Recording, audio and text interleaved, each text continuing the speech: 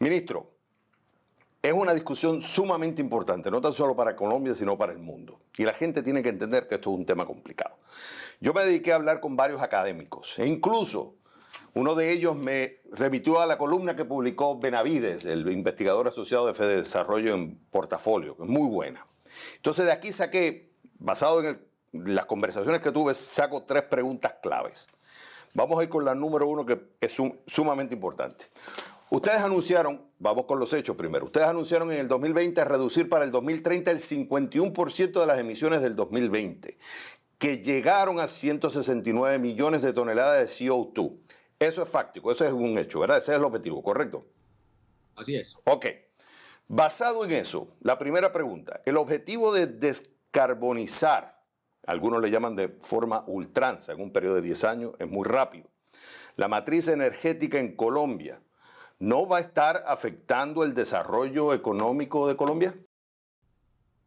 Yo creo que por el contrario, Xavier, es una gran oportunidad porque en el sector eléctrico en particular arrancamos con una matriz que es muy limpia. En Colombia, más de 2/3 de la generación de energía eléctrica depende de hidroeléctricas, que es una fuente renovable. Y el resto está dividido entre gas natural y carbón. Pero Colombia, que era una paradoja cuando llegamos al gobierno en el 18, teníamos el potencial más grande en energía eólica y en energía solar de América Latina, pero no lo estábamos explotando. Hacía falta hacer unas mejores calibraciones a la política pública para los incentivos tributarios, pero había una inversión muy interesante para el país. Eso lo hicimos en el año 2019 y solamente en esos 3 años hemos logrado ya multiplicar por más de 10 veces la capacidad de estas fuentes. Vamos a pasar al año 2022 de menos del 0.2% a cerca del 12% de la matriz con fuentes eólicas y solares. ¿Y eso qué supone? Una inversión de más de 2.5 billones de dólares en proyectos de esta naturaleza. Entonces vemos una gran oportunidad para cumplir con la meta de reducción del 51% y con la contribución que hace el sector, que obviamente representa cerca del 10% de las emisiones anuales que tiene Colombia. Mira, sacándola sobre la columna de Benavides, él dice, actualmente Colombia consume en energía primaria el 0,32% de la población, del total que se consume en el mundo. O sea que es una tercera parte de 1%. Entonces, si Colombia sigue estimando un 4% de crecimiento anual en los próximos 10 años, sería un 48% en esa década. Lo que estaría consumiendo en, digamos, CO2 produciendo sería un 7,48%. Y él lo compara como si fuera Suecia de hoy. ¿Por qué hacer una transición tan rápida? A pesar de que se presenta una oportunidad, pero ellos dicen, hay una transición tan rápida, cuando igual lo que se va a producir en la economía colombiana es muy moderado comparado con los países, por ejemplo, como Suecia, sin penalizar el crecimiento de Colombia. O sea, ¿por qué hacerlo en 10 años y no hacer un proceso mucho más largo sin tener que penalizar la economía colombiana? Xavier, por 3 razones fundamentales, pero digamos que yo ahí tengo un desacuerdo con Juan Benavides y con quien pues obviamente además ha sido consultor del ministerio nuestro, y es que no hay tal penalidad en la economía colombiana. Las razones son las siguientes. Uno, tenemos un recurso natural que es de clase mundial, tanto en energías eólicas como en energía solar y en geotérmica, y en recurso hídrico, que lo mencioné al inicio, que es la base de nuestra matriz de generación. Dos, ha concluido esto con una reducción significativa en los costos de estas tecnologías. En los últimos 10 años ha caído el precio o el costo de la generación solar y la generación eólica en más de un 80%, y vemos algo similar en baterías, que es otra de la tecnología que se necesita para compensar la variabilidad. Y tres, Colombia ya tiene hoy el marco fiscal, normativo y regulatorio más atractivo para apalancar inversiones privadas. Entonces, esos 3 factores hacen que esa oportunidad de la que mencionaba en la pregunta anterior se pueda, obviamente, realizar, se pueda explotar con el sector privado, llegando tanto a la parte norte del país, donde está el recurso eólico, como a casi todo el territorio nacional, donde está el recurso solar. Entonces, ahí más que una penalización, lo que vemos es una gran oportunidad para que Colombia tenga producción verde a costos que son más competitivos que la producción convencional en otros países. Fíjese, ministro, que incluso me hablaban, si en Estados Unidos, que hay todo el desarrollo tecnológico, hay la plata, todavía le toma tiempo. Y la matriz tecnológica y energética depende todavía de petróleo, depende de gas. Entonces, ¿cómo Colombia va a poder llegar en poco tiempo? Ese es un tema que insistía muchísimo. Entonces, ¿no será que Colombia quiere jugar como los grandes, pero en realidad es un país pobre, un país que todavía tiene 40% de pobreza, no es un país tan desarrollado como los otros, se está poniendo una camisa de fuerza para lograrlo en poco tiempo? ¿Y cómo se va a pagar esto? Porque, ok, hay las oportunidades, pero todo eso hay que sacarlo. O sea, hay que invertir en toda esta matriz energética nueva que se quiere hacer, lo cual hay que sacar de la otra, es un costo, ¿quién lo va a pagar? Y además, ¿cómo se va a financiar todo esto? Bueno, Xavier, dos puntos ahí muy importantes para responder esa pregunta. Primero, con el tema del costo, porque es que ya nos habían hecho críticas muy similares en el año 2019. En el año 2019 decidimos incluir una obligación de que todas las empresas comercializadoras de energía en el país tuvieran en su portafolio por lo menos un 10% de energía renovable no convencional. ¿Cuál fue la crítica en ese momento? Muy similar a la que me estás haciendo, me estás transmitiendo en esta entrevista, que íbamos a incrementar el costo de la energía, que eso no tenía quien lo financiara, que quién lo iba a pagar.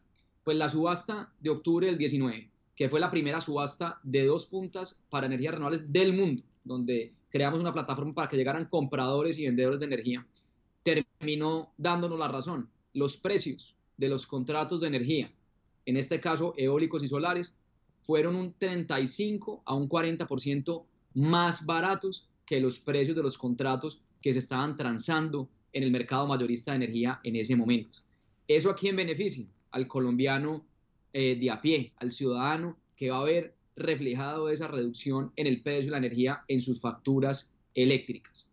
Y el segundo punto para responder es que estamos arrancando con una matriz que es altamente renovable por el recurso hídrico que tenemos, y eso nos permite acelerar la transición energética y hacer una reconversión para llegar seguramente a un 80-85% del total de la matriz con fuentes renovables, tanto convencionales como no convencionales. Y eso además nos ha permitido, Xavier, ser líderes regionales con una iniciativa para que América Latina, todo el continente, llegue al 2030 con el 70% de su matriz de energía eléctrica con fuentes renovables. Esto lo estamos coliderando con Chile, con Costa Rica, y ya hay 12 países que han suscrito este compromiso a nivel regional. Ministro, el gobierno colombiano depende mucho de los ingresos que produce el petróleo. Si no me equivoco, para el fisco creo que es el 30%. De cada dólar que recibe, 30 centavos proviene del petróleo, ¿correcto? Un poco menos, dependiendo precio, estamos hablando del 12-15% para los ingresos corrientes de la nación, Xavier. Entonces quiere decir que ese dinero se va a estar perdiendo y hay que sustituirlo. Y ese dinero se utiliza para cubrir costos sociales. Entonces, aquí viene la pregunta de algunos. ¿Va esta transición, esta matriz eléctrica, digamos, y energética, va a suplir ese dinero porque el gobierno tiene un conflicto acá? El gobierno por un lado dice, vamos a ir a esta matriz nueva, pero por otro lado hacemos plata con lo que tenemos actualmente. Entonces, usted me dice a mí como ministro que se va a sustituir en 10 años ese dinero y va a venir con la renovable y no va a haber ningún cambio social ni efectos en otros programas sociales porque el dinero va a venir de esa parte, la energía verde. Es que, Xavier, estamos mezclando dos cosas que hay que diferenciar para la audiencia. Más de o cerca de la mitad, cerca del 50% de nuestra producción de hidrocarburos se exporta, no se consume en Colombia, por lo tanto no se queman esos hidrocarburos en Colombia y no producen emisiones. Lo mencionabas ahora, Colombia es uno de los países que tiene menos emisiones de CO2 en el mundo, somos responsables cerca del 0.4-0.6%.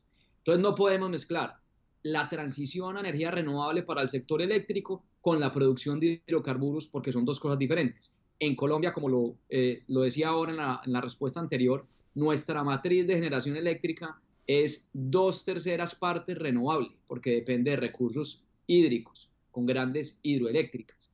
Y solamente cerca de un 25, un 30% depende de otras fuentes. Entonces, no podemos hacer la comparación de que si vamos a incorporar energía renovable no convencional a la matriz, vamos a reducir la O producción sea, de que no hidrocarburos seríamos, porque es una fuente de exportación y obviamente al extraerla se pagan unas regalías, unos impuestos y unos derechos o económicos sea, que son muy importantes para para ver el si, Estado colombiano. para ver Eso si es me, innegable. a ver si me queda claro. Creo que son 750.000 barriles de petróleo por día que se producen. De esos 350.000 aproximadamente van hacia afuera. O sea, lo que quiere decir que usted me está diciendo que eso no va a cambiar. O sea, en esta transición va a seguir produciéndose esos 750.000, no va a haber ningún efecto económico en el gobierno va a poder seguir recibiendo dinero, plata de la producción petrolera y no va a haber ningún cambio con esta transición. En materia de extracción de hidrocarburos no estamos viendo ningún cambio porque incluso hay oportunidades de exportar unas cantidades aún mayores. Donde tenemos otra parte de la transición es en el transporte, por ejemplo. Y ahí vemos que también Colombia arrancó de una base muy baja, pero hoy nos hemos convertido en el líder regional en materia de venta de vehículos eléctricos. Y ahí eso también hace parte de la transición. Entonces, si dejamos de consumir combustibles o hidrocarburos en alguna medida en Colombia, sobre todo más vía el sector de transporte que vía el sector de generación eléctrica, pues tenemos más hidrocarburos para poder exportar, lo cual garantiza que haya continuidad en materia fiscal y en materia de balanza comercial, que es otro factor macroeconómico sumamente importante por parte del sector de hidrocarburos colombiano. Ministro, última pregunta y sumamente importante, que también me la comentaron, la pude rescatar de los comentarios que me hicieron. ¿Es justo? Porque la preocupación principal, y es lo que noté en todos ellos, es que el objetivo es loable y de alguna forma hay que hacerlo. El problema es que se quiere hacer rápido. Y eso, dicen ellos, va a afectar el crecimiento económico de Colombia. Y siguieron insistiendo en eso. Entonces ellos dicen, ¿por qué someter a Colombia cuando solamente produce una tercera parte de 1% del CO2 global? Cuando tú tienes a China que te produce casi el 30%, Colombia Estados Unidos entre el 15 y el 20%, los países ricos producen más. Cuando ellos todavía no se han sometido, ¿por qué presionar a un país que no tiene los niveles industriales que tienen ellos, como Colombia, en un periodo de 10 años cuando el efecto puede ser negativo y no se sabe las consecuencias? ¿Es justo que los países ricos obliguen a los países como Colombia que se tienen que ajustar cuando ellos mismos todavía no están ajustados?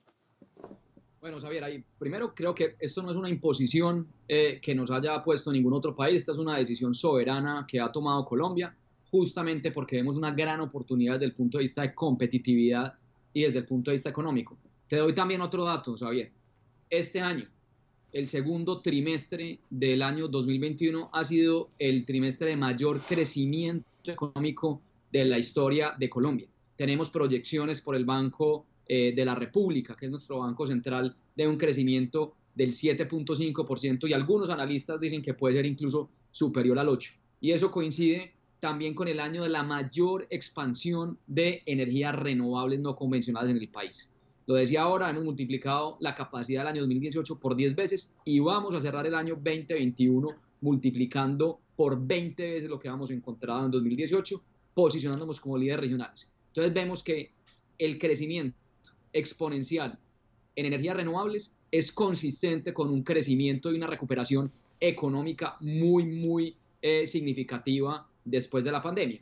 En el tema de que tiene que ser justa, estamos totalmente de acuerdo, una transición justa y bien manejada, pero lo que estamos viendo aquí son grandes oportunidades para Colombia a medida que vamos incorporando estas fuentes a la matriz de generación eléctrica, pero como lo dije en la respuesta anterior, no estamos diciendo, y eso hay que ser claros y separarlo, que Colombia va a dejar de producir hidrocarburos. Eso no está bajo ningún momento en las cuentas o en los planes de este gobierno. Seguimos siendo un país que aprovechamos nuestros recursos en el subsuelo, produciendo gas natural, produciendo hidrocarburos y exportando esos energéticos que son todavía muy demandados a nivel internacional. Ministro, hay unas preocupaciones, ya usted las sabe mejor que yo. Lo importante es que esta discusión se tiene que seguir llevando. Es una discusión importante que puede tener efectos, como dice usted, oportunidades y peligros que puede presentar para la economía colombiana. Mi función es transmitir esas preocupaciones. Ahora son los colombianos los que tienen que sentarse a discutir y decidir. Fue un gusto haberlo tenido en el programa. No, Xavier, el gusto ha sido mío y la transición energética es para nosotros el legado para el presente del futuro de Colombia y lo estamos viendo con inversiones reales, materiales, con generación de empleo y con inversión extranjera directa porque han llegado nuevos jugadores al país en esos 3 años para quedarse de una manera indefinida en la economía colombiana.